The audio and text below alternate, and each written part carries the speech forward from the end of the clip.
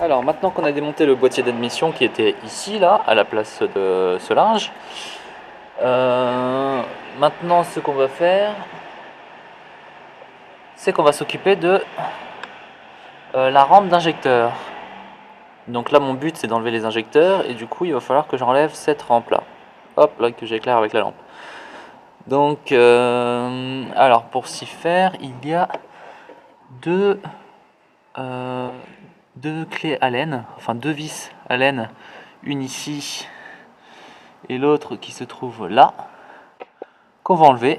Et on aura certainement besoin d'enlever les deux tuyaux. Donc là on repère bien hein, un petit tuyau jaune d'un côté, un petit tuyau vert de l'autre. Alors je sais pas où est l'entrée et la sortie, mais en tout cas voilà, on repère bien ces deux petits tuyaux, comme ça après on les remet facilement. Allez, je m'équipe de clés Allen et c'est parti. Donc voilà, j'ai enlevé les deux petites vis qui tenaient la rampe d'injecteur. Donc voilà les deux petites vis Allen qu'il y avait. Là, elles n'y sont plus.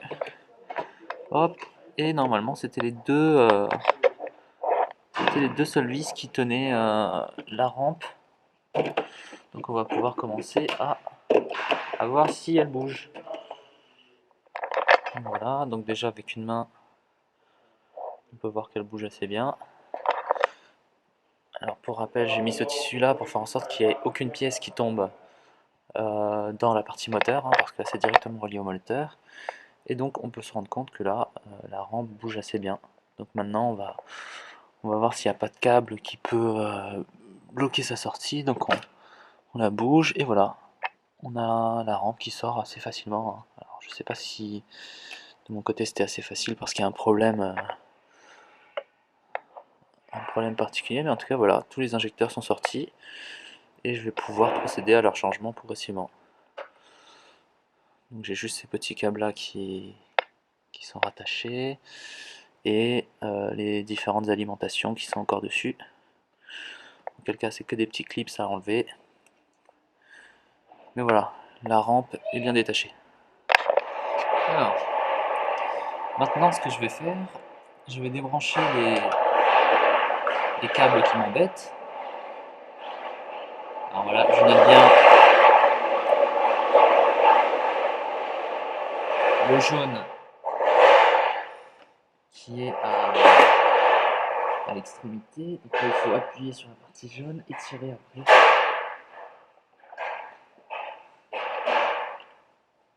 Simple.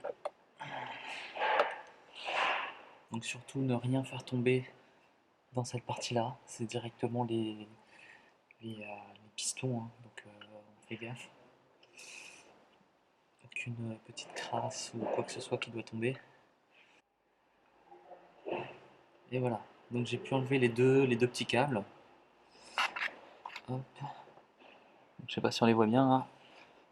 Ouais, on les voit pas trop mal. Donc voilà, les deux petits câbles, j'ai pu les enlever. Donc le vert, il est à droite quand on regarde le moteur, et le jaune, il est à gauche. Ça, on peut pas se tromper, il y en a un qui est un peu coudé, hein. Voilà, donc là maintenant, normalement, on devrait partir un peu plus loin avec la rampe. Et ce qu'on va faire, c'est on va enlever chaque connectique pour pouvoir vraiment extraire la rampe. Donc allez, c'est parti. Là, il faut un petit tournevis plat. Et attention, attention aux petites... voilà, aux petites broches. Donc c'est comme la connectique qu'il y avait ici. Vous voyez, il y a un petit ressort là qu'il faut faire partir en arrière. Attention à ne pas trop le pousser.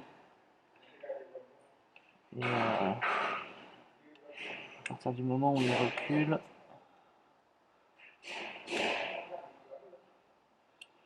donc ça il faut pas les casser hein, parce que ça va servir pour les autres injecteurs aussi. Faire très attention en manipulant cette petite chose. Un tournevis encore plus petit. Voilà, donc là j'ai réussi à le soulever. Vous voyez. Et maintenant, on peut retirer tranquillement.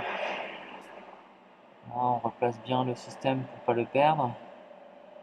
On va pas non plus le casser hein, en le remettant, mais voilà, on replace bien le système. Et on fait ça pour les deux autres. Donc là pareil, il faut le remonter. Voilà. Faut le prendre par un côté d'oreille et le remonter. Et après, les deux côtés sortent tout seuls. Voilà. C'est pareil pour tous les autres. Donc voilà, le dernier.